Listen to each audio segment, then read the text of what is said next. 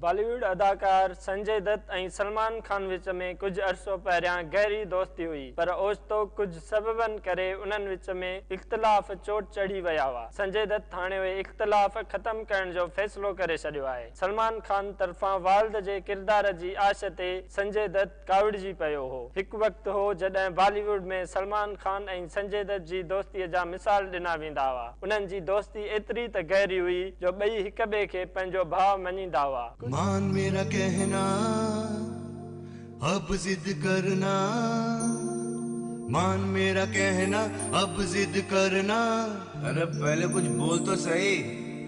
चल मेरे भाई चल मेरे भाई, चल मेरे भाई चल मेरे भाई, चल मेरे भाई चल मेरे भाई, चल मेरे भाई चल मेरे भाई। कुछ अरसे खां संदन दोस्तीअ में इख़्तिलाफ़ चोट चढ़ी वञण जूं ख़बरूं मीडिया समेत उन्हनि जे मदाहनि खे बि मायूस करे छॾियो हो। भारतीय मीडिया मुताबिक़ ॿिन्ही जी दोस्तीअ में इख़्तिलाफ़ उन वक़्तु शुरू थिया जॾहिं सलमान खान संजय दत्त खे फिल्म में पीउ बणिजण जी आश कई। असल में 2011 ईस्वीअ में सलमान खान फिल्म बॉडीगार्ड में संजय दत्त खे वालिद जो किरदारु करण जी आश कई हुई, जंहिं ते संजय दत्त नाराज़ थी पियो हो। जवाब में खेसि चवणु हो त हू एतिरो बि वॾो न आहे जो पीउ जो किरदारु अदा करे। मुझ पर एक एहसान करना कि मुझ पर कोई एहसान न करना।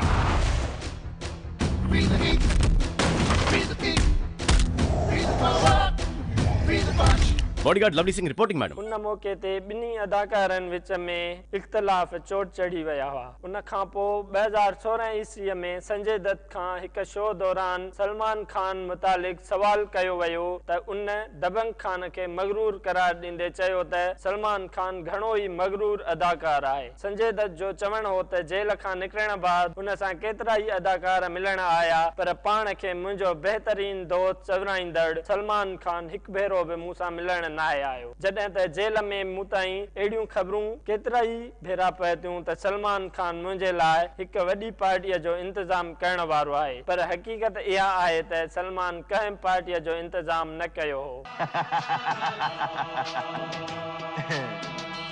नायक नहीं खलनायक हूं मैं, नायक नहीं खलनायक हूं मैं। पर हाणे संजय दत्त पंहिंजे ऐं सलमान खान विच में तमामु इख़्तिलाफ़ ख़त्म करण जो फ़ैसिलो करे छॾियो आहे। वेझर में ई हिकु इंटरव्यू दौरान जॾहिं संजय दत्त खां हिकु भेरो वरी सलमान खान मुतालिक़ सवाल कयो वियो त उन पंहिंजे ऐं सलमान खान विच में इख़्तिलाफ़नि जी तरदीद कंदे चयो त असां ॿिन्ही विच में के बि इख़्तिलाफ़ न आहिनि। मूंखे सम्झ में नथो अचे त माण्हू असांजे दोस्तीअ जे पोयां छो पइजी विया आहिनि।